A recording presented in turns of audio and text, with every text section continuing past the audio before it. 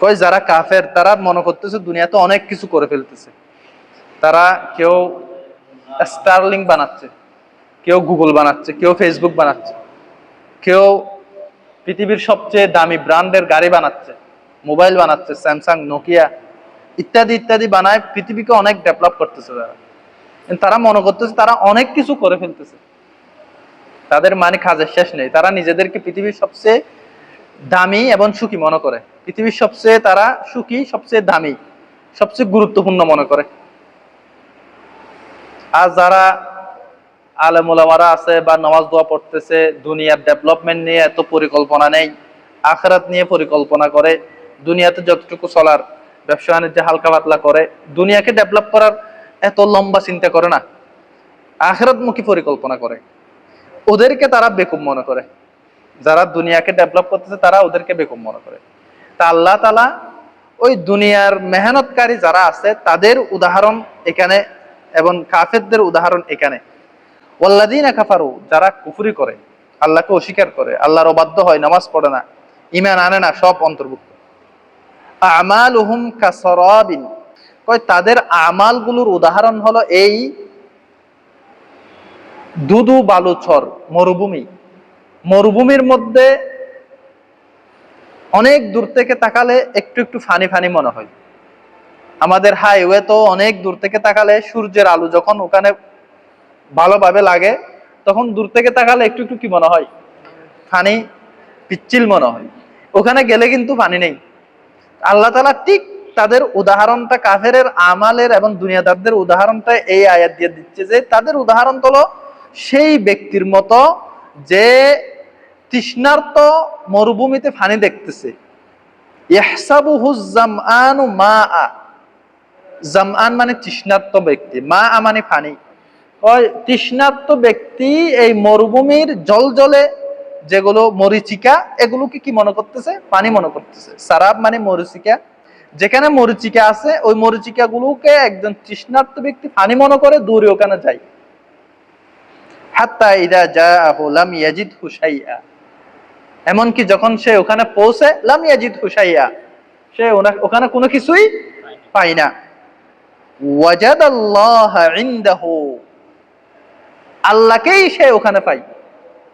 ফাওয়াফাহু হিসাবাহু, আল্লাহ তাকে তার হিসাব পরিপূর্ণ রূপে দিয়ে দেয়। ওয়াল্লাহু সারিউল হিসাব, আল্লাহ দ্রুত হিসাবকারী। এই আয়াতে কি বুঝালো?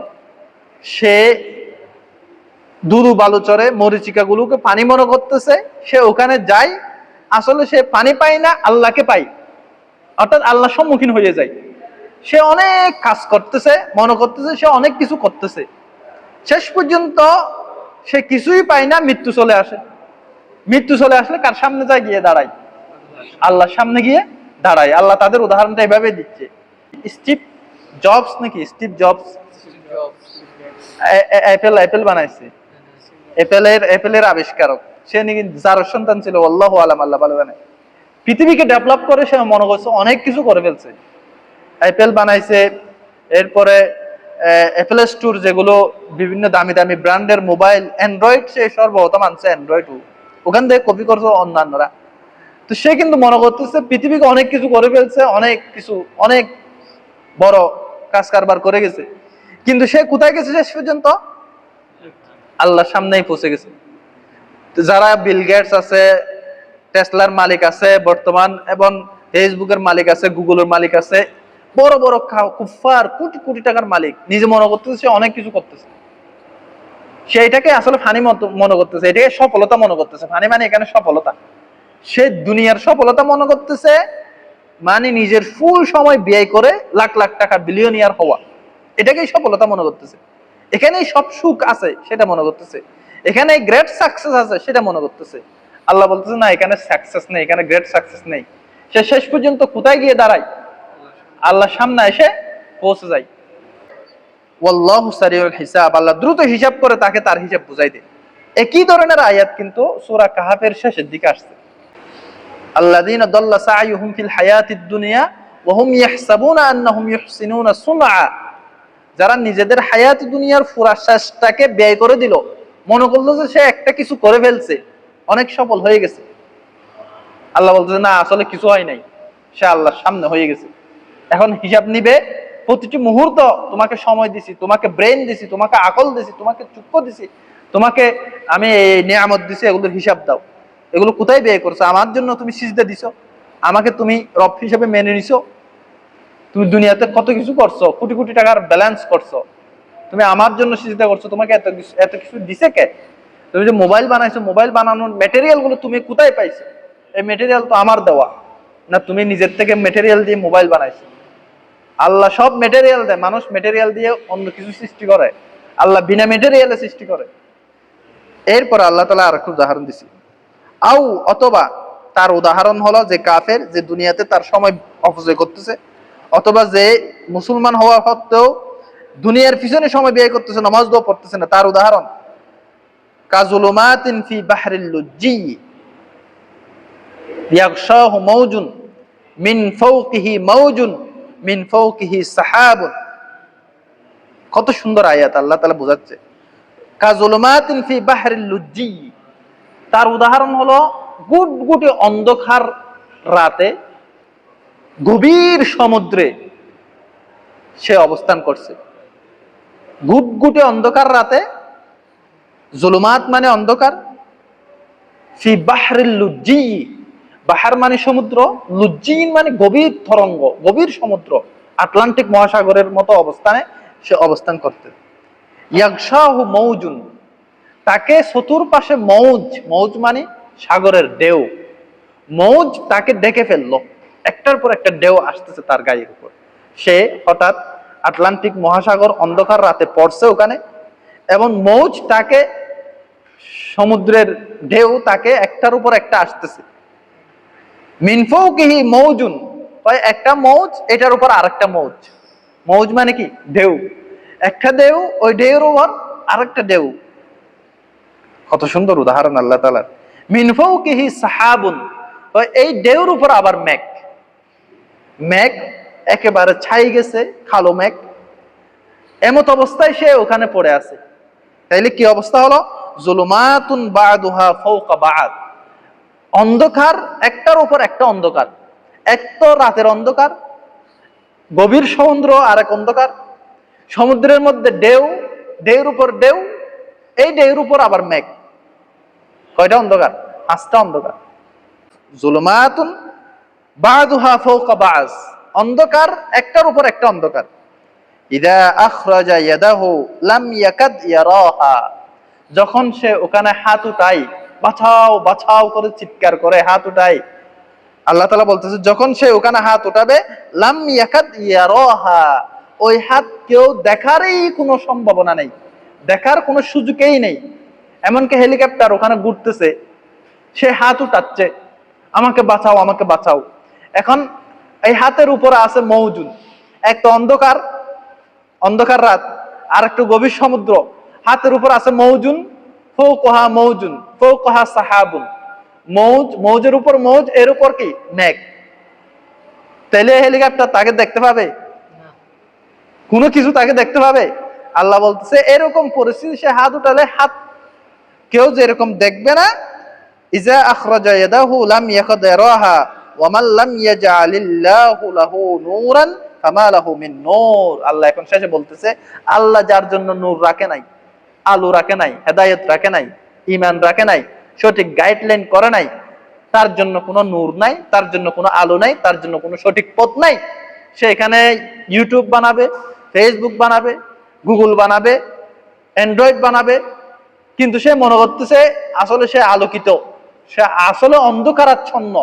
এমন পরিস্থিতি তার শিকার হবে, সে হাত উঠালে ওই হাত দেখারও কোনো কি থাকবে না, সুযোগ থাকবে না। যখন মৃত্যু চলে আসবে, তখন সে আল্লাহ আল্লাহ করে বাঁচাবে, বাঁচাও বাঁচাও করে হাত তুলবে, ওই হাত দেখারও আর কোনো সুযোগ থাকবে না। দুইটা উদাহরণ আল্লাহ তাআলা দিচ্ছে। কাফেরদের আমালের উদাহরণ হলো এরকমই।